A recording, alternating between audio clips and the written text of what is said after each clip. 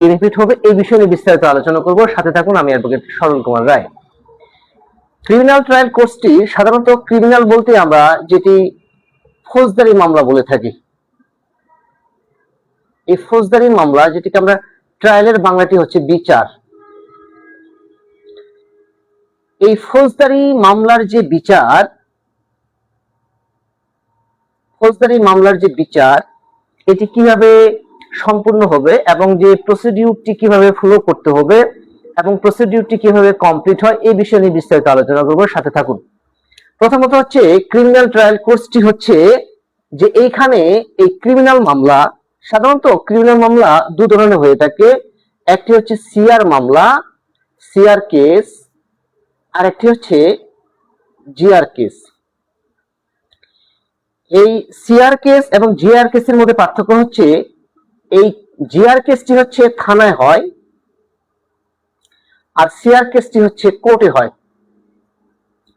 তাহলে কোর্টে কোন ধরনের মামলাগুলো হয় এবং থানায় কোন ধরনের মামলাগুলো হয়, এবং থানা বা কোর্টে যে মামলাটি হোক না কেন এই মামলাটিতে যদি আপনি আসামির পক্ষে থাকেন সেক্ষেত্রে এই আসামির পক্ষে আপনি কিভাবে এই মামলাটিকে পরিচালনা করবেন এবং মামলাটি হওয়ার পর এবং চার্জশিট আসার পরে যে চার্জ ফ্রেমের পর যে ট্রায়াল স্টেজটি শুরু হয় এটি কিভাবে সম্পূর্ণ করবেন আর্গুমেন্ট পর্যন্ত, এবং আর্গুমেন্ট করার পরে আপনি কিভাবে বুঝবেন যে এই মামলাটি যে জাজমেন্টটি হবে আপনার পক্ষে যাবে নাকি বিপক্ষে যাবে, এই বিষয় নিয়ে আমরা এই ক্রিমিনাল ট্রায়াল কোর্সে আলোচনা করে থাকি। যারা ভালো সিনিয়রের সাথে প্র্যাকটিস করছেন তারা অনেক লাকি, যারা প্র্যাকটিস করতে পারেন নাই তাদের জন্য এই কোর্সটি সাধারণত যারা করে থাকেন তারা হচ্ছেন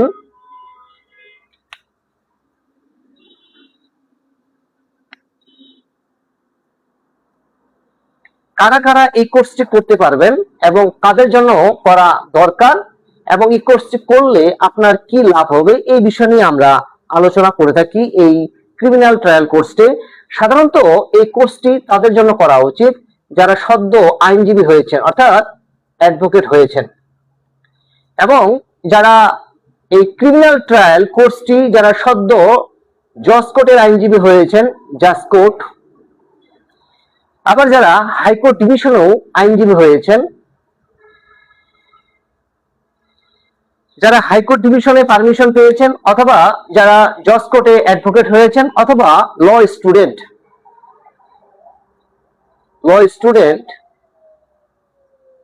অথবা যারা শিক্ষানবিশ,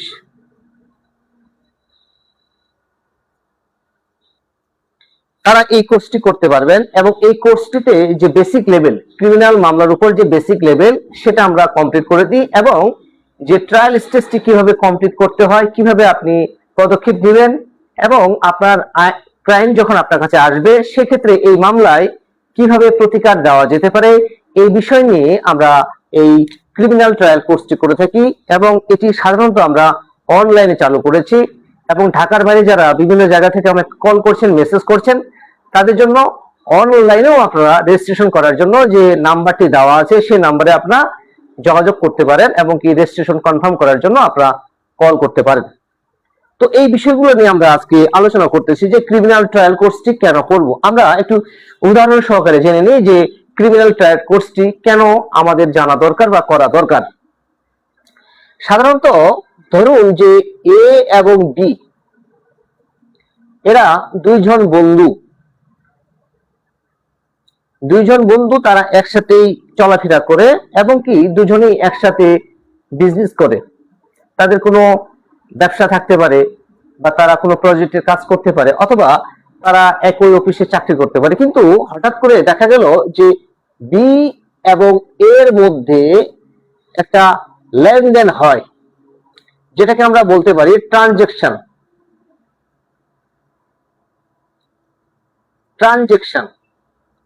তাহলে এই ট্রানজেকশন হওয়ার কারণে ধরুন যে এ বি কে প্রায় 5 লক্ষ টাকা দিয়েছে, 5 লক্ষ টাকা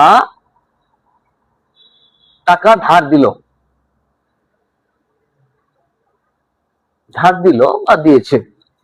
কিন্তু এই যে বি কে 5 লক্ষ টাকা ধার দিল, বি সেটা সঠিক সময়ে ফেরত না দেওয়ার কারণে দুজনের মধ্যে সম্পর্ক নষ্ট হয়ে যায়।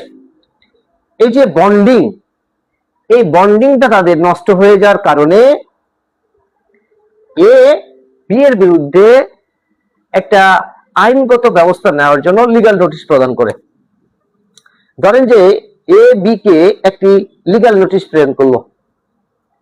আপনারা একটু মনোযোগ সহকারে শুনবেন। আসলে আমি যেটা আলোচনা করছি এটা অবশ্যই বিশ্লেষণমূলক, এবং যারা শুনছেন বা দেখছেন আশা করি তাদের জন্য এটি উপকারে আসবে। আমরা এই এ এবং বি দুজনেই বন্ধু, তারা কি করলো, তারা দুজনের মধ্যে একটা ট্রানজাকশন চালু হলো। তাহলে এ বি এর বিরুদ্ধে একটি লিগ্যাল নোটিশ দিল যে 15 দিনের মধ্যে টাকাটা যেন সে ফেরত দেয়, অন্যথায় সে কি করবে, 15 দিন ম্যান্ডেটরি দিয়েছে যে 15 দিনের মধ্যে টাকাটি ফেরত দিবে। যদি 15 দিনের মধ্যে টাকাটি ফেরত না দেয় তাহলে এ বি এর বিরুদ্ধে আইনগত ব্যবস্থা নিবে। তাহলে কিছুদিন পর দেখা গেল যে বি একটি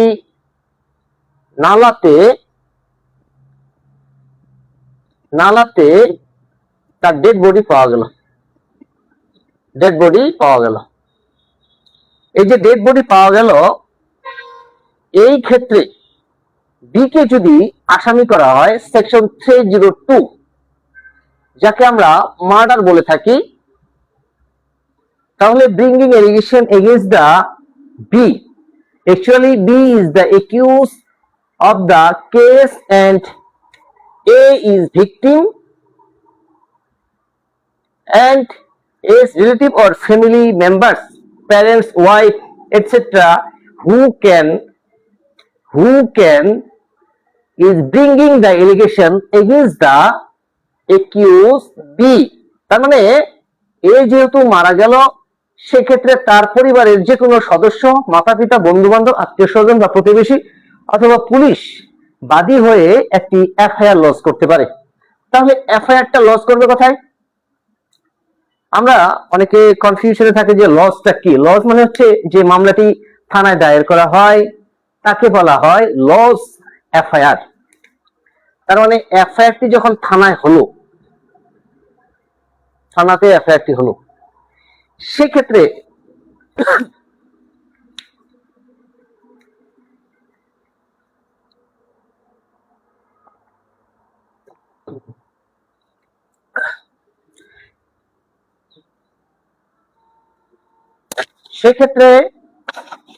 এই থানায় যে এফআইআরটি হলো, এফআইআরটি হওয়ার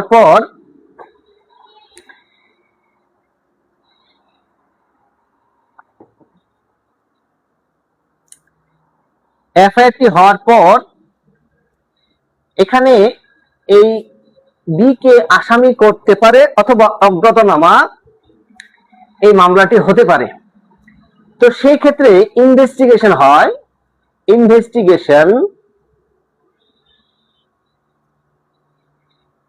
ইনভেস্টিগেশনের জন্য দায়িত্বে থাকে একজন আইও, যাকে আমরা ইনভেস্টিগেশন অফিসার বলে থাকি, এবং সে investigated the place of the occurrence. তাহলে সেই ক্ষেত্রে এই যে ইনভেস্টিগেশন চালু হলো, ইনভেস্টিগেশনে যদি এই বি কে এখানে আসামি করা হয় এবং তার বিরুদ্ধে যদি সেকশন 302 এর এলিগেশনটি দিয়ে চার্জশিট সাবমিট করা হয়, এই চার্জশিট সাবমিট করা তার আগে আমরা বলে থাকি যে যখন মামলাটি হয়ে যায়, যদি এই এ বি যদি অ্যারেস্ট হয়ে যায়, সেক্ষেত্রে তাকে কিন্তু 24 আওয়ার্স এর মধ্যে এই কোর্টে প্রেরণ করা হয়, যাকে আমরা প্রোডাকশন বলে থাকি। এই প্রোডাকশনে কিন্তু রিমান্ড বাতিলের জন্য আমরা আবেদন করে থাকি। যদি আসামি পক্ষের আইনজীবী রিমান্ড বাতিলের জন্য আবেদন করে থাকে, তার সাথে জামিনের জন্য কিন্তু অ্যাপ্লিকেশনটি করে থাকে। এখন প্রশ্ন হচ্ছে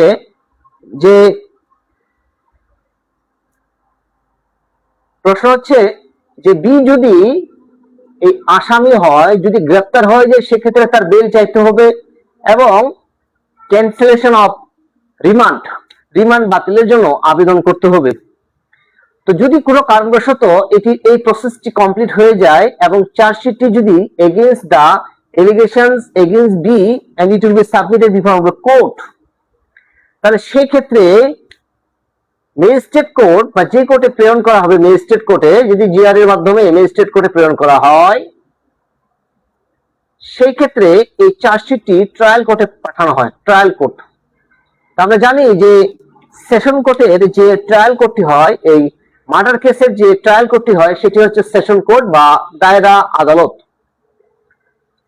এরপরে দায়রা আদালত আরো অন্য কোনো কোর্টে এটিকে ট্রান্সফার করতে পারে, সেটা আলাদা বিষয়, কিন্তু আমরা সেশন কোর্টে আমরা এটা ধরে থাকি যে এটি যে ট্রায়াল কোর্টটি হবে চার্জশিট প্রেরণ করার পর, আমরা চার্জশিটের পর ট্রায়াল কোর্টটি এটি প্রেরণ করা হয়, ট্রায়াল কোর্ট যেটাকে আমরা সেশন কোর্ট বলে থাকি, সেশন কোর্ট। আশা করি আপনারা বুঝতে পারছেন। একটু আমরা দেখি যে কারা কারা আমাদের সাথে অ্যাড আছেন বা যুক্ত হয়েছেন।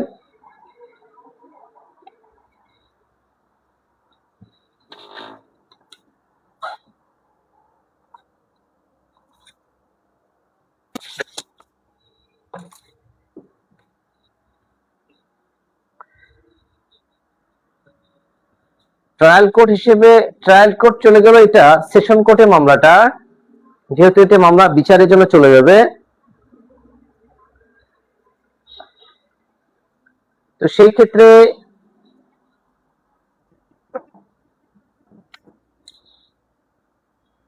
ক্ষেত্রে আমরা চাইবো যে যেহেতু এটা বিচারিক আদালতে চলে যাবে, তো সেই ক্ষেত্রে এটি অবশ্যই সেশন কোর্টে মামলাটি চলে যায়। তো যদি সেশন কোর্টে মামলাটি চলে যায়, তো সেই ক্ষেত্রে তখন যে প্রসিডিউরটা শুরু হবে যে চার্জ ফ্রেম দিয়ে, তো চার্জ ফ্রেম দিয়ে যদি প্রসিডিউরটি শুরু হয়, চার্জ ফ্রেম দিয়ে যদি প্রসিডিউরটি শুরু হয়,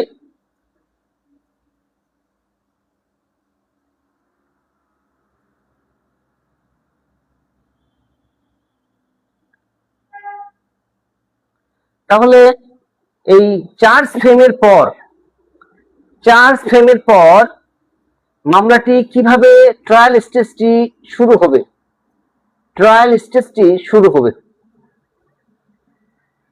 এই ট্রায়াল স্টেজ নিয়ে আমরা কথা বলি এই ক্রিমিনাল ট্রায়াল কোর্সের মধ্যে। এবং যারা এটি করেন তাদের জন্য আমরা এই বেসিক লেভেলটা ঠিক করার জন্য আমরা এখানে কাজ করে থাকি যে এই চার্জ ফ্রেম করার সময় আপনি কি ধরনের পিটিশন সেখানে সাবমিট করবেন এবং কি গ্রাউন্ডসে আপনি সাবমিট করবেন।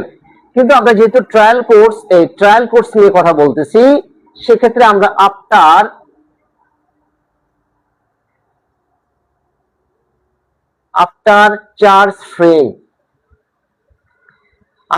চার্জ ফ্রেম এর পর আমরা শুরু করলাম। তার মানে আমরা এই বিষয়টি এখানে আলোচনা করব যে যখন এই সাক্ষী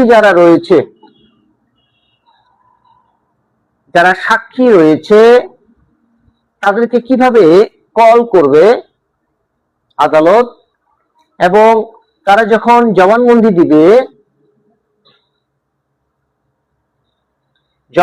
দিবে সেটাকে কিভাবে জেরা করতে হবে, এবং জেরার পর 342 যদি থাকে, সেকশন 342 সিআরপিসি, তারপরে আর্গুমেন্ট কিভাবে করা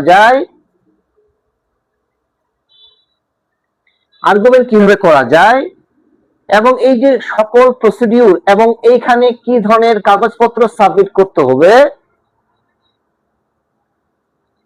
এই বিষয়গুলো নিয়ে আমরা আলোচনা করে থাকি এই ক্রিমিনাল ট্রায়াল কোর্সে। তো আশা করি এই লেকচারটি আপনাদের উপকারে আসছে, এবং যারা উপকৃত হবেন তারা এটা শেয়ারও করতে পারেন আপনি এবং আপনার পরিবারকে সচেতন করার জন্য, এবং যারা ল স্টুডেন্ট রয়েছেন তাদের জন্য, যারা শিক্ষানবিশ তাদের জন্য, এবং যারা অ্যাডভোকেট হয়েছেন জজ কোর্ট এবং হাইকোর্ট ডিভিশনে, তারাও এটি করবে, নিজের যে বেসিক লেভেলটা সেটা আপনারা স্ট্রং করে দিতে পারেন। তো এটি হচ্ছে আমাদের ট্রায়াল কোর্সের উদ্দেশ্য।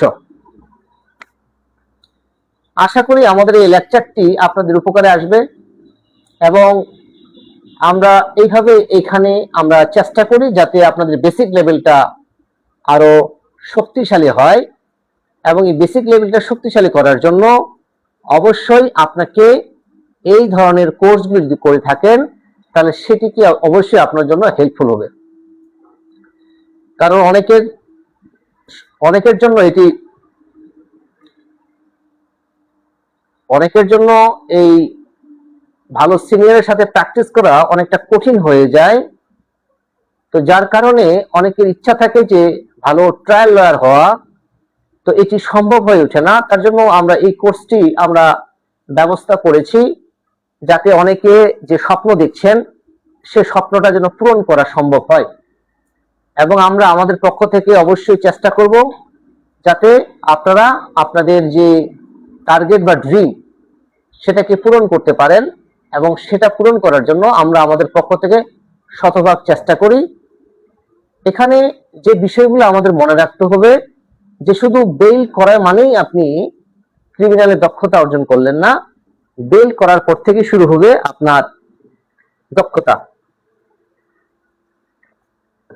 আপনি কতটা দক্ষ এবং আপনি কতটা আইন জানেন বা আইনের যে প্রসিডিউর গুলো বুঝেন, এই বিষয়টি আপনি তখনই প্রকাশ করতে পারবেন যখন আপনি ট্রায়ালটা সুন্দরভাবে করতে পারবেন, এবং এই ট্রায়াল করার পর ক্লায়েন্ট আপনার খুশি হয়ে পরবর্তীতে আরো মামলা রেফার করবে।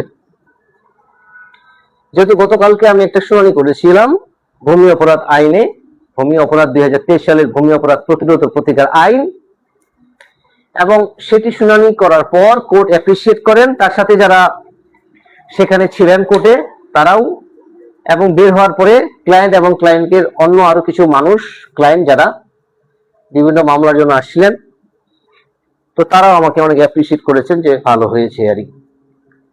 তো ভালো হিয়ারিং করার ক্ষেত্রে অনেকে মনে করেন যে ভালো হিয়ারিং করব কিভাবে। এই যে ভালো হিয়ারিং করা, এই হিয়ারিং করা মানে কি কোর্টে শুধু কথা বলা?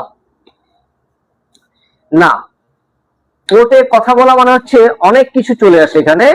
আমরা এই বিষয় নিয়ে আরেকটু আলোচনা করব, আপনারা সাথে থাকেন। আর যারা আমাকে লাইভ দেখছেন বা শুনছেন তাদের প্রতি ভালোবাসা রইল, এবং আপনারা এইভাবে আমাকে সাপোর্ট করবেন। আপনাদের ভালোবাসা নিয়ে আমরা সামনের দিকে যাব। সরল একাডেমি থেকে আমরা এই ক্রিমিনাল ট্রায়াল কোর্সটি আমরা চালু করেছি, এবং এটি অনলাইনে। যারা এই কোর্সে যুক্ত হতে চান তারা অবশ্যই নিম্নে নাম্বার দেওয়া আছে, সেই নাম্বারে আপনারা যোগাযোগ করে আপনাদের রেজিস্ট্রেশন আপনারা কনফার্ম করতে পারেন। তো আমরা এই নিয়ে আরো আলোচনা করব। তো আপনারা একটু দেখেন, বুঝেন যে হিয়ারিং করার ক্ষেত্রে কি বিষয়গুলো আমাদের মনে রাখতে হবে, মনে রাখা, অথবা কি ধরনের যুক্তি উপস্থাপন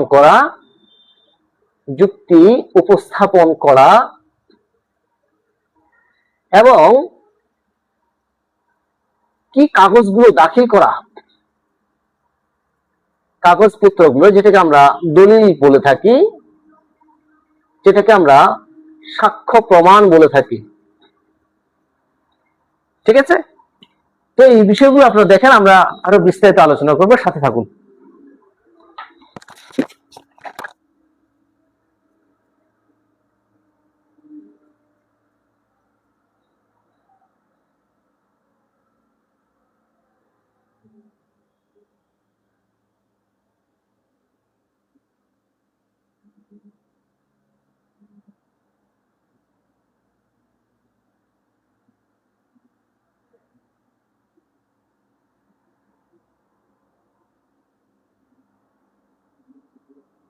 আমরা এই বিষয় নিয়ে আলোচনা করবো। এখন ভালো হিয়ারিং করার ক্ষেত্রে আপনার কি ধরনের বিষয়গুলো মনে রাখা দরকার, বা কি ধরনের যুক্তি উপস্থাপন করলে আপনি সেখানে ভালো হিয়ারিং করে আপনি সুনাম অর্জন করতে পারবেন আপনার পেশায়।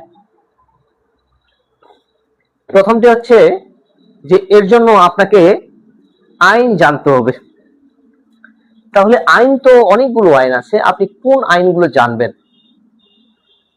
এবং কোন আইনগুলো জানলে আপনি সহজে ক্রিমিনাল ট্রায়াল লয়ার হতে পারবেন, এই বিষয়গুলো আপনাকে এই প্রথমে আপনাকে জানতে হবে যে ক্রিমিনাল ট্রায়াল হওয়ার ক্ষেত্রে কি কি আইন জানা দরকার এবং এই আইনগুলো কিভাবে আপনি পড়বেন। তো অনেকে ধরেন যে আপনি একটা যে মামলা পাবেন, ধরুন যে সেটা মার্ডার মামলা হতে পারে, অথবা সেটি নারী শিশু নির্যাতন দমন, অথবা 420-এ হতে পারে মামলা, অথবা চুরি অথবা ডাকাতি করার প্রস্তুতি 499 ধারাটি চলে আসে, 399। তো এই যে সেকশনগুলো যে আসে, ব্যবহার যে হয়, যে এটি প্রতারণা হতে পারে। 420-এর মামলাগুলো খুব খুব মামলাগুলো হয় এগুলো, এখানে ট্রানজাকশন থাকলেই এই 420-এর মামলাটি হওয়ার সম্ভাবনা। কারণ প্রথমে চেক দেয়, এই চেকটি যদি টাইম চলে যায় সেক্ষেত্রে কিন্তু পরে 420-এর মামলাটি চলে আসে। যদি আপনি এখানে বাদী পক্ষে হয়ে থাকেন তাহলে সেই ক্ষেত্রে কি ধরনের বিষয়বস্তুগুলো আপনি এই বিবেচনায় রাখবেন, যে এই বিবেচনায় রাখলে এইগুলো আমরা যে প্লেনটিফ রয়েছে বা বাদী রয়েছে, সে এই মামলাগুলোতে কিভাবে সে এখান থেকে টাকাটা উদ্ধার করতে পারে, অথবা 420-এর যে মামলাটি রয়েছে সে 420-এর মামলায় এখান থেকে টাকা উদ্ধার করা যায় কিনা। আসলে আমার সামান্য কিছু অভিজ্ঞতা থেকে এই মামলা থেকে যেহেতু আমরা বলে থাকি, যেহেতু আমিও আসামি পক্ষে ছিলাম বেশিরভাগ মামলায়, তো সেক্ষেত্রে আমরা বলে থাকি যে 420 যদি ক্রিমিনাল মামলা হয় সেক্ষেত্রে এখানে কনভিকশন দেওয়ার সুযোগ রয়েছে, কিন্তু এখানে টাকা রিকভারি করার সুযোগ নেই। কারণ this is the civil nature, অর্থাৎ টাকা রিকভারি করা, অর্থাৎ রিকভারি মানি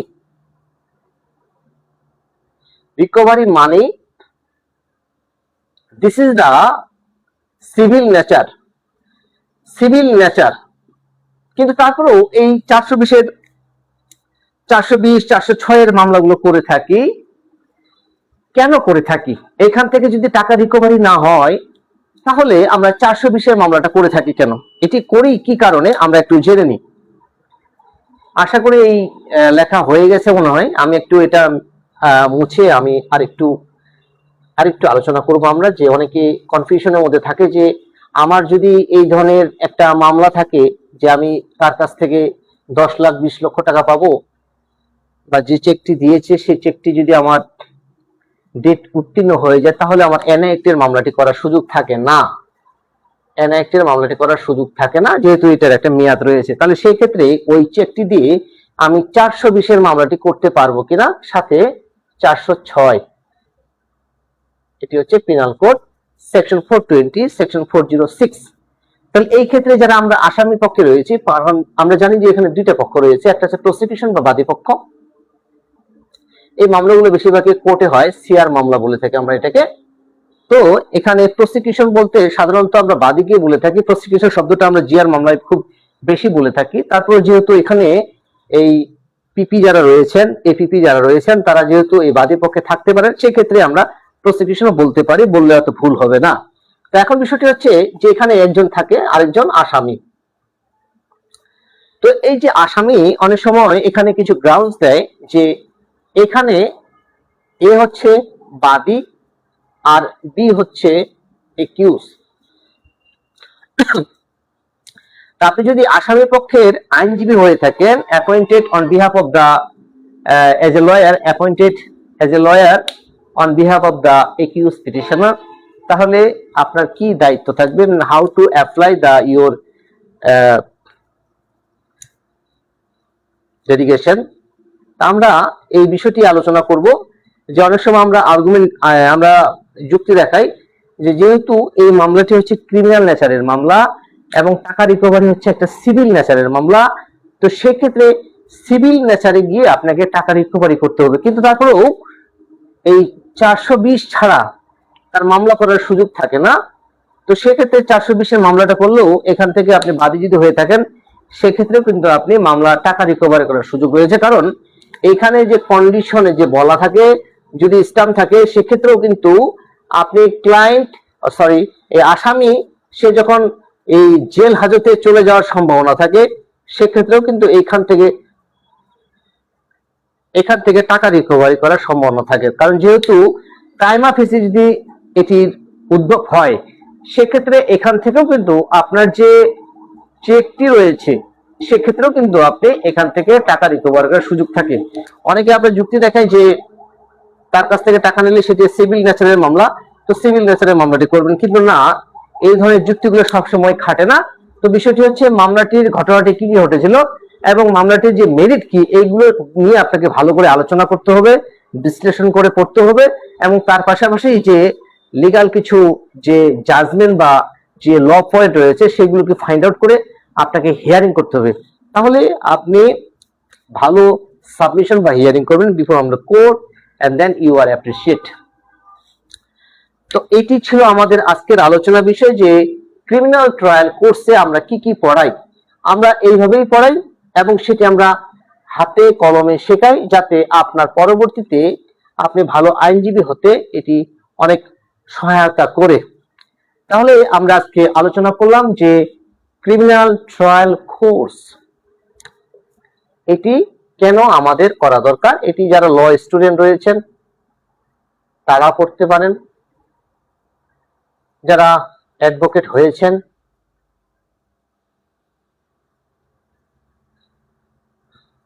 অ্যাডভোকেট জজ কোর্ট হতে পারে, আবার হাইকোর্ট ডিভিশনে প্র্যাকটিস করতে পারেন, তাদের ক্ষেত্রেও এই কোর্সটি খুব গুরুত্বপূর্ণ ভূমিকা রাখবে। আরেকটি বিষয় হচ্ছে যারা কোর্টে এখনো সিনিয়রের সাথে আছেন বাট শিক্ষানবিশ,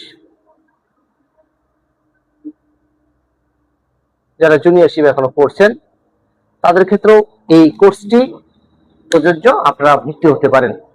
এবং এই কোর্সটি করলে আপনার যে ক্রিমিনাল ট্রায়াল যে বেসটা সেটি কিন্তু আপনি অবশ্যই বুঝতে পারবেন, এবং বুঝতে পারলে আপনি আপনার যে হিয়ারিং স্টাইলটা, এটা থট বা এটা যে স্টাইলটা, এটা চেঞ্জ হয়ে যাবে। আপনার মধ্যে যে আত্মবিশ্বাস সেটা কিন্তু ফিরে আসবে, এবং যার কারণে আপনি যে ভালো আইনজীবী এটি হওয়ার কিন্তু সম্ভাবনা অনেকটা বেড়ে যাবে। এই জন্য বলছি যে পড়াশোনা করতে হবে ভালো আইনজীবী হতে গেলে। এই জন্য সরল একাডেমি থেকে আমরা বারবার এই কোর্সগুলোর কথা বলছি, এই কোর্সের কথা বলছি। সরল একাডেমি, এই সরল একাডেমিতে যারা আসেন তারা অনেক আশা নিয়ে আসেন, এবং তাদেরকে আমরা অবশ্যই চেষ্টা করি যে আপনার পাশে থাকার জন্য আমরা শতভাগ চেষ্টা করি, যাতে আপনার স্বপ্নকে বাস্তবায়ন করার জন্য এই সরল একাডেমি থেকে হাতে কলমে শেখানো হয় যে ক্রিমিনাল ট্রায়াল কোর্সটি। কারণ এটি করা আমাদের খুব দরকার, কারণ এটি ছাড়া আপনি ভালো ট্রায়াল হওয়ার স্বপ্ন তো সম্ভবই না। তারপর আপনি যে বেল হিয়ারিং করবেন, যেটি বেল হিয়ারিং আমরা বলে থাকি এক সময়, বেল পিটিশন, এই বেল পিটিশন যে আপনি হিয়ারিং করবেন সেটির ক্ষেত্রেও কিন্তু আপনার সুন্দর করে এই হিয়ারিংটা করতে হয়। তো সুন্দর করে হিয়ারিং করার ক্ষেত্রে আপনাকে ভালো জানতে হবে। যদি আপনি এই ক্রিমিনাল ট্রায়ালের কোর্সটি করে থাকেন তাহলে এইখানে আপনি কি কি জিনিস পাবেন আমরা আলোচনা করে থাকি যে আমাদের ক্রিমিনাল ট্রায়াল কোর্সে কি কি জিনিসগুলো থাকছে। প্রথমে GR case, CR case, FIR, এজাহার, পুলিশ ফরওয়ার্ডিং, তারপর সিজার লিস্ট,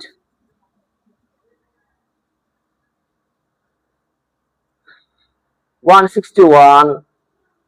164, 342, তারপরে 144 যে মামলা রয়েছে, 145 মামলা রয়েছে। তারপরে ভূমি অপরাধ নিয়েও আমরা কথা বলে থাকি।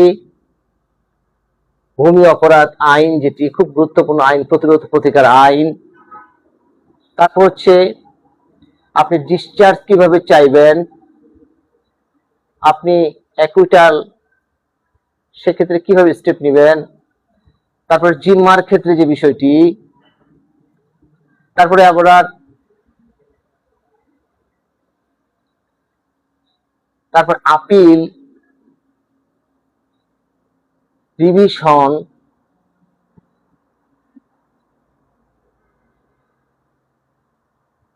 তারপর হচ্ছে সিআর মিস যে কেস করে থাকি যেটা আমরা সেশন কোর্টে। তারপরে হচ্ছে যে কিভাবে আমরা জেরা করব, কিভাবে আমরা আর্গুমেন্ট করব, আমরা 342 কিভাবে করব, এবং যে রেলিভেন্ট ডকুমেন্ট যে রয়েছে রেলিভেন্ট, সেটাকে আমরা কিভাবে উপস্থাপন করব ডকুমেন্ট, এবং মামলাটি ইনভেস্টিগেশন করার ক্ষেত্রে সঠিকভাবে ইনভেস্টিগেশন করেছে কিনা আমরা এটা কিভাবে বুঝবো। তারপরে এনসি যে রয়েছে, তারপর ফরেনসিক রিপোর্ট রয়েছে, ফরেনসিক রিপোর্ট, তারপরে স্পেশাল আইনগুলো যে রয়েছে নারী শিশু মাদকের, তারপরে মাদকের রয়েছে, তারপরে সাইবার ট্রাইব্যুনাল,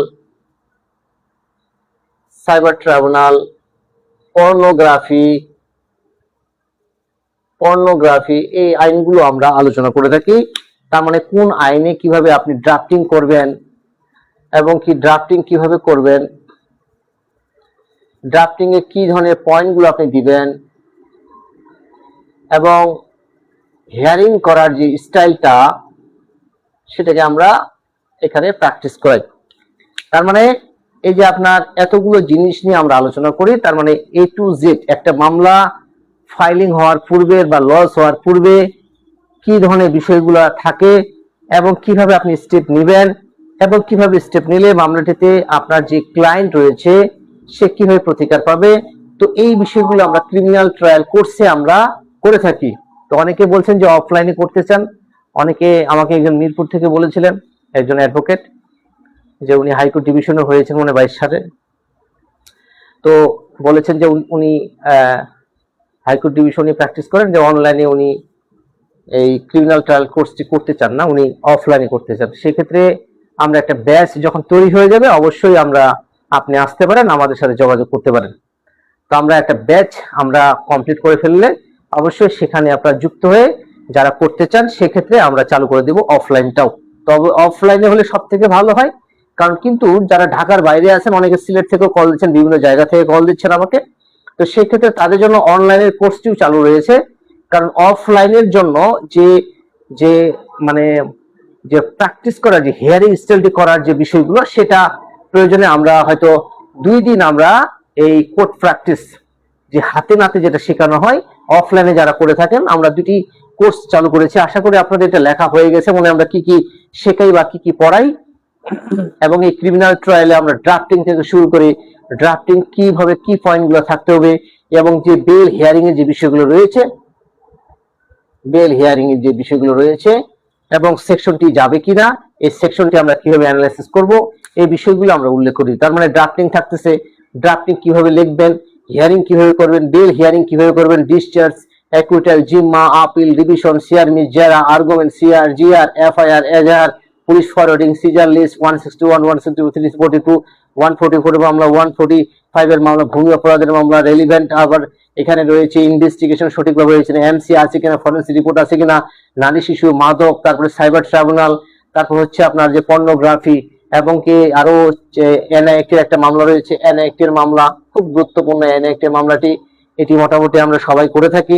হ্যাঁ, আবার এই টাইম পিটিশনে আপনি টাইম পাবেন কিনা, আবার সাক্ষীকে রিকল করা, যে আমরা সাক্ষীকে রিকল করার জন্য যে বিষয়টি রয়েছে রিকল করা, এটাও আমরা এই বিষয়গুলো নিয়ে আমরা এখানে আলোচনা করে থাকি এবং হাতে কলমে শেখাই, যাতে আপনার পরবর্তীতে ক্রিমিনাল ট্রায়াল মামলাগুলো পরিচালনা করতে কোনো সমস্যা না হয়।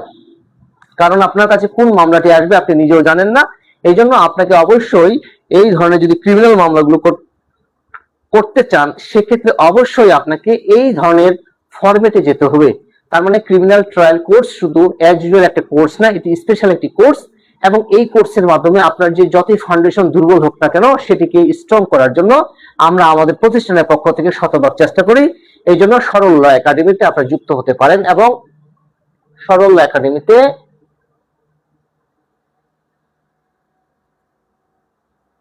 আপনারা রেজিস্ট্রেশন করার জন্য যে নিম্নে যে নাম্বারটি দেওয়া রয়েছে সেই নাম্বারে আপনারা যোগাযোগ করে কনফার্ম করতে পারেন। তার মানে এই যে বিষয়গুলো, এগুলো আসলে একজন সিনিয়রের সাথে থাকলে আপনার কয়েক বছর প্র্যাকটিস করলে খুব ভালো হয়, কিন্তু অনেকের ক্ষেত্রে ভালো সিনিয়রের সাথে প্র্যাকটিস করাটা খুব কঠিন হয়ে যায়। তো সেই ক্ষেত্রে আপনার করণীয় কি, এবং এই বিষয়গুলো নিয়ে আমরা বিস্তারিত আলোচনা করি এবং হাতে কলমে শিক্ষা দিই, যাতে আপনি কোর্টে আপনি শুনানি করার ক্ষেত্রে যাতে কোনো সমস্যা না হয় এবং আপনি যে আত্মবিশ্বাস যেটা যেটা কনফিডেন্ট লেভেল সেটাকে বাড়ানোর জন্য আমরা আমাদের পক্ষ থেকে শতভাগ চেষ্টা করি।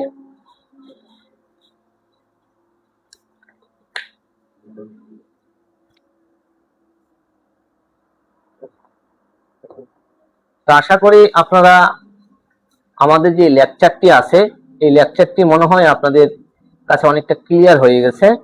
তবে যারা যুক্ত হতে চান আমাদের এই কোর্সে তাদের জন্য যে বিষয়গুলো হচ্ছে আমরা কিভাবে চিনি, আমরা এবার একটু কোর্স নিয়ে বলবো যে এই কোর্সের ফি কত। এই কোর্সের ফি হচ্ছে, এই কোর্সের ফি আমরা প্রথমে এই ট্রায়াল কোর্সটা নিয়ে আলোচনা করি যে আমরা আরেকটু যে ট্রায়াল কোর্সে ফি কত এবং আমরা যেগুলো শিখাইলাম যে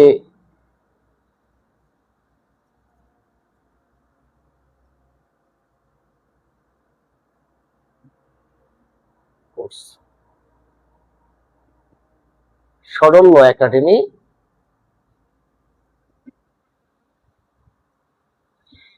ক্রিমিনাল ট্রায়াল কোর্সের যে ফিটা হচ্ছে এটি হচ্ছে 7,000, অনলি 7,000 টাকা। এবং এখানে মিনিমাম আমরা প্রতি সপ্তাহে একদিন ক্লাস নেব, প্রতি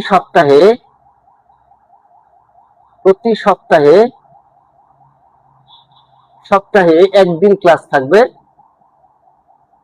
এবং এই ক্লাসটি আমরা নিয়ে থাকি শনিবার বা শুক্রবার, শনিবার অথবা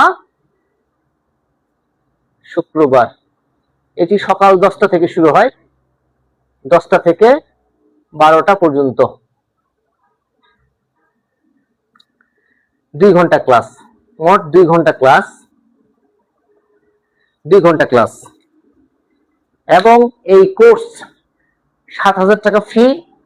শনিবার বা শুক্রবার আমরা নিয়ে থাকি 10টা থেকে সকাল 10টা থেকে সকাল 12টা পর্যন্ত এবং প্রতি সপ্তাহে, এবং এটি হচ্ছে 3 মাসের,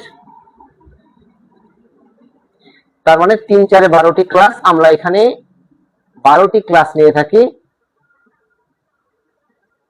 12টি ক্লাস 4টি করে পড়ে 3 মাসে 12টি হয়। এখানে আমরা এক্সট্রা ক্লাস 1 থেকে 2টা আসে, মোটামুটি 14 থেকে 15টি ক্লাস আছে, টোটাল 15টির মতো ক্লাস হয়। এই 3 মাসে 15টির মতো ক্লাস হয়, প্রতি সপ্তাহে একদিন ক্লাস হয় এবং সেটি শুক্রবার এবং শনিবার। এই দুদিনের মধ্যে যে কোনো একদিন পড়তে পারে আপনার ব্যাচটি, এবং সকাল 10টা থেকে 12টা পর্যন্ত 2 ঘন্টা। এবং এটার কোর্স ফি হচ্ছে 7,000 টাকা, 7,000 অনলি টাকা। এবং 12টি ক্লাস হয়, নিট ক্লাসে 12টি, এক্সট্রা আমরা 2 থেকে 3টে ক্লাস নিই। সেটা হচ্ছে কোর্ট ভিজিটের ক্ষেত্রে এবং কোর্টে কিভাবে শুনানি হয়। এবং যেদিন আমার এই মামলার শুনানি থাকবে সেদিন আপনারা থাকবেন সকাল থেকে একদম বিকাল 4টা পর্যন্ত, কিভাবে শুনানি হয়, কিভাবে শুনানি করতে হয়।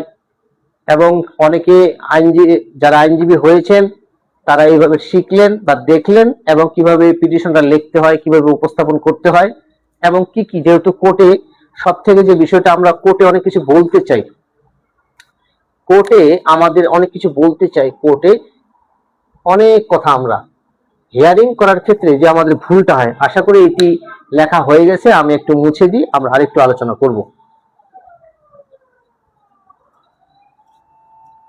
কোর্টে হিয়ারিং করার যে খারাপ বিষয়গুলো, সেটা কোর্টে যখন আপনি হিয়ারিং করবেন তো সেক্ষেত্রে আপনার হিয়ারিংটা খারাপ হয় কেন? দুটি কারণে হয়। একটি হচ্ছে আপনার আত্মবিশ্বাস, আপনি আত্মবিশ্বাস থাকে না আপনার। 2 নম্বর হচ্ছে আপনি আইনটা জানেন না, মানে নো অ্যাপ্লিকেবল ল, আপনি আইনটাকে প্রয়োগ করতে পারেন না। 3 নম্বর হচ্ছে যে সময়টি হচ্ছে শর্ট টাইম, তার মানে প্রথমটা হচ্ছে আপনি আইন জানেন না, 2 নম্বর হচ্ছে আপনি টাইমটা সম্পর্কে আপনি জানেন না, যে আপনি 2 মিনিট শুনানি করবেন না 5 মিনিট না 10 মিনিট। কোর্টের মুড অথবা কোর্টের পরিবেশ দেখে, এনভায়রনমেন্ট দেখে আপনাকে বুঝতে হবে যে আমি কতটুকু শুনানি করব, কতটুকু সময় শুনানি করব।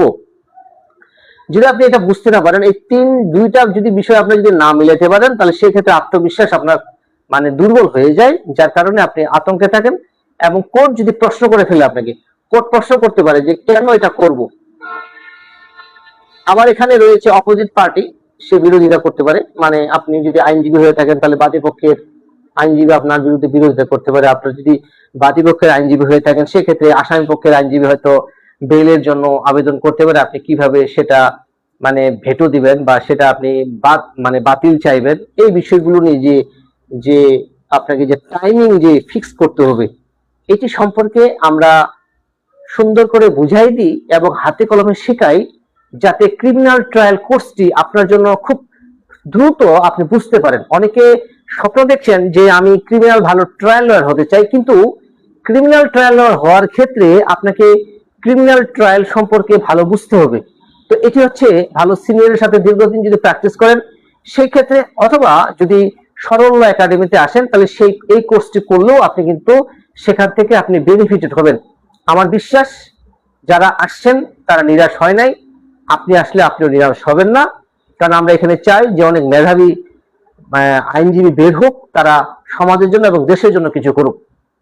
যখন জ্ঞানীর পরিমাণটা বাড়বে, তখনই কিন্তু আমাদের সমাজ এবং দেশ আরো উন্নয়নের দিকে যাবে। তো দিন দিন আরো অনেক চ্যালেঞ্জিং হয়ে যাচ্ছে সেই পেশাটি।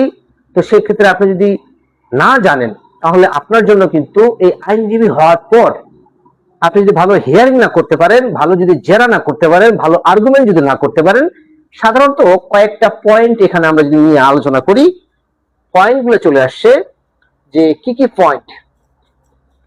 আপনি যে ক্রিমিনাল ট্রায়াল হবেন, ক্রিমিনাল ট্রায়াল যে করবেন বা ক্রিমিনাল ট্রায়ালার হবেন, যে অনেকে বলে যে ক্রিমিনাল ট্রায়াল লয়ার হবেন, কিন্তু ক্রিমিনাল ট্রায়াল লয়ার হওয়ার ক্ষেত্রে যে পরিমাণ পরিশ্রম করতে হবে এবং সময় দিতে হবে, এটা অনেকে দিতে চায় না। কারণ জীবনে কোনো কিছুই এই এমনি এমনিতে আসে না, আপনাকে মানে আস্তে আস্তে করে বড় হতে হয়েছে।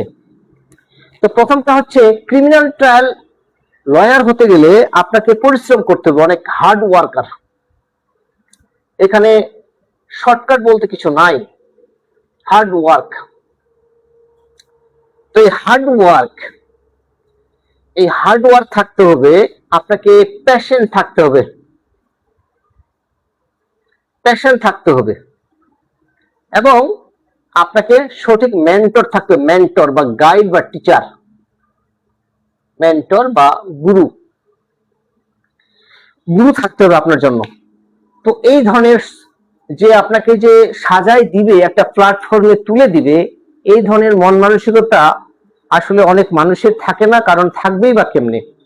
কারণ সকাল থেকে এই সন্ধ্যা পর্যন্ত একজন সিনিয়র যেভাবে প্রেসারের মধ্যে থাকে, এই প্রেসারের মধ্যে আপনাকে সে কিভাবে গুছাই দিবেন, এটি শেখাও কিন্তু অনেকটা চ্যালেঞ্জিং হয়ে যায়।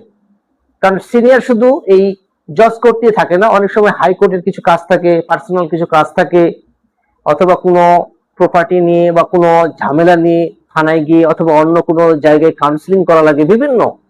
তো অনেক প্রেশারের মধ্যে থেকে আপনাকে সুন্দর করে গড়ায় দেওয়া, এটি কিন্তু আসলে একজন সিনিয়রের পক্ষে কঠিন হয়ে যায়। আমরা যতটা এই যারা যখন জুনিয়র ছিলাম, তখন মনে হচ্ছিল যে সিনিয়র মনে আমাদের বঞ্চিত করছে। এখন আমি সিনিয়র হতে চলেছি, এখন মনে হচ্ছে যে ওনারা সিনিয়ররা যে আচরণটা করেছিলেন সেটা ওনাদের জায়গা থেকে সেটা ঠিক ছিল। কারণ একজন সিনিয়র কি পরিমাণ ব্যস্ত থাকে, সেভাবে আপনাকে নার্সারিং করে আপনাকে প্রাইমারি স্টেজ থেকে ধরে ধরে তুলে দেওয়া, এটি কিন্তু আসলে একজন সিনিয়রের পক্ষে বলা যেতে পারে অসম্ভব। তো এই অসম্ভবকে সম্ভব করার ক্ষেত্রে আপনাকে অবশ্যই এই ক্রিমিনাল ট্রায়াল কোর্সে যদি করে থাকেন সরল একাডেমি থেকে, আমাদের বিশ্বাস আপনি যদি একটু পরিশ্রমী হন, সেক্ষেত্রে আপনার স্বপ্ন পূরণ করা আপনার দ্বারাই সম্ভব। আমরা শুধু পিছন থেকে বা সাইড থেকে আপনার ট্যালেন্টকে বের করার জন্য যত প্রকার ম্যাটেরিয়াল দেওয়া দরকার সেটি আমরা দিব, কিন্তু আপনার সাকসেস কিন্তু আমাদের হাতে নাই। এই আপনার সাকসেস আপনাকেই দিয়ে বা আপনার মাধ্যমে আসবে। শুধু এই সাকসেসটি করার জন্য বা এটিকে সহজ করার জন্য আমরা একটা পথ দেখাইতে পারি, সেটি হচ্ছে আমাদের ক্রিমিনাল ট্রায়াল কোর্স। সরল একাডেমিতে অনলি 7,000 টাকা, মোট 12টি নিট ক্লাস, এক্সট্রা আমরা 2 থেকে 3টা ক্লাস নিয়ে থাকি, যেটি আমরা যারা অফলাইনে আমরা এখানে আলোচনা করে দেখি যে আমরা কিভাবে কয় ধরনের আমরা কোর্স করে থাকি। এখানে এই ট্রায়াল কোর্সটা আমরা দুইভাবে নিয়ে থাকি, একটা হচ্ছে অফলাইন, একটা হচ্ছে অফলাইনে করে থাকি আমরা অফলাইন, আর এটা হচ্ছে অনলাইন। তো অফলাইনে করতে পারেন, অনলাইনে করতে পারেন। যারা অফলাইনে করেন তাদের জন্য এটা ভালো, যারা অনলাইনে করে থাকেন তাদের জন্য ভালো। দূর থেকে আপনি কোর্সটা করতে পারতেছেন, বাড়ি থেকে রুম থেকে কোর্সটি করতে পারতেছেন। এবং 2 দিন আমরা ওয়ার্কশপের জন্য আমরা তাদেরকে কোর্টে ডাকি এবং হাতে নাতে 2 দিন আমরা তাদেরকে বলি যে 2 দিন অন্তত সময় দিতে হবে, যাতে আপনি বাস্তবে দেখতে পারেন যে কোনটি এফআইআর, কোনটি এজাহার, কোনটি পুলিশ ফরওয়ার্ডিং, জব্দ তালিকা কোনটি, এমএ, তারপরে এমসি কোনটি, ফরেন্সিক রিপোর্ট কি, সিডি কি, তারপরে 342 কি, জবানবন্দি কিভাবে নেয়, তারপর জবানবন্দি নেওয়ার পরে জেরা কিভাবে করে, আর্গুমেন্ট কিভাবে, 342 কেন নেওয়া হয় না, তারপরে সাক্ষী যদি একবার দিয়ে দেয় সেদিন যদি জেরা না করা যায় বা আপনি না থাকেন সেক্ষেত্রে জুনিয়র সময় নিলে রিকল কিভাবে করবেন, রিকল করলে আপনার জন্য পজিটিভ না পজিটিভ না, এই বিষয়গুলো আমরা করি। অনেক সময় আমরা ডিক্লাইন বলে দিই যে এই সাক্ষীতে আমরা ডিক্লাইন করে দিলাম, ডিক্লাইনটা কি, এবং 144 এর যে মামলাটি রয়েছে, 145 এর যে একটি মামলা রয়েছে, সেগুলো নিয়ে আমরা আলোচনা করি। ভূমি অপরাধ নতুন একটি আইন আসছে, ক্রিমিনাল মামলা, এটি স্পেশাল একটা ল, যে 2023 সালে যে আইনটি আসে ভূমি অপরাধ প্রতিরোধ ও প্রতিকার আইন, এই আইনটি নিয়ে আমরা আলোচনা করি। যে সিভিল নেচার গুলো এখন ক্রিমিনালে চলে আসছে, সম্পত্তি দখল পুনরুদ্ধারের বা জালিয়াতি যদি করে থাকে কেউ, সিটি জরিপ বা কোনো যদি পর্চা বা কোনো যদি খতিয়ান যদি জালিয়াতি করে থাকে, সেটির ক্ষেত্রে কিন্তু আপনি এই ভূমি অপরাধ প্রতিরোধ ও প্রতিকার আইনের মধ্যে আসতে পারেন। তো এই বিষয়গুলো নিয়ে আমরা আলোচনা করে থাকি এই ক্রিমিনাল ট্রায়াল কোর্সের মধ্যে। তার ফি হচ্ছে 7,000 অনলি টাকা। তো অফলাইন থাকছে একটা, অনলাইন থাকছে। যারা মনে করেন যে আপনার এই কোর্সটি খুব করা দরকার, সেক্ষেত্রে আপনারা যোগাযোগ করতে পারেন। আমাদের একটা ব্যাচ আকারে আমরা তৈরি হয়ে গেলে আবার নতুন একটি ব্যাচ আমরা সেখানে আপনাকে আমরা অ্যাড করে দেব। তো ক্লাসটি হবে শুক্রবার এবং শনিবার। শুক্রবার আর শনিবার, শনিবার এটি সকাল 10টা থেকে 12টা, 2 ঘন্টা পর্যন্ত সময়। এই 2 ঘন্টায় আমরা হাতে নাতে আপনাকে শেখাবো কোন কাগজটি কি, কোনভাবে সেটিং করতে, কোনভাবে পড়তে হয়, এবং একটি মামলা আপনি 5 মিনিটের মধ্যে পড়ে কিভাবে আপনি শুনানি করে চলে আসতে পারেন, এবং একটি মামলা আপনি ফাইলের সাথে সাথে পেলে আপনি আধা ঘন্টা বা 1 ঘন্টার মধ্যে কিভাবে আপনি জেরাটা করে আসতে পারেন। এই বিষয়গুলো নিয়ে আমরা বিস্তারিত আলোচনা করব, হাতে কলমে আপনাকে শেখাবো। তো এই ছিল আমাদের আজকের আলোচনার বিষয়। আশা করি আমার এই লেকচারটি আপনাদের কাছে ভালো লাগবে বা ভালো লাগছে। যদি লেগে থাকে তাহলে আপনি আপনার পরিবারকে সচেতন করার জন্য এটিকে শেয়ারও করতে পারেন এবং এই লিঙ্কটি তারা পাঠাতে পারেন। তো এই ছিল আমাদের, এবং কি আমাদের একটি ইউটিউব চ্যানেল রয়েছে সরল একাডেমি, এই নামই রয়েছে, হ্যাঁ, এবং পেজও রয়েছে সরল একাডেমি। এখানে আপনারা এসে এই লেকচারগুলো পেতে পারেন এবং ফ্রি এটা আপনারা দেখতে পারেন। তো এই ছিল আজকের আলোচনার বিষয়। আপনাদের সকলের প্রতি ভালোবাসা রেখে এবং যারা যুক্ত হয়েছেন তাদের সকলের প্রতি কৃতজ্ঞতা স্বীকার করে এখানে শেষ করছি। আমি advocate Saral Kumar Roy, supreme court Bangladesh, founder and director of Saral academy. Thank you very much. নমস্কার।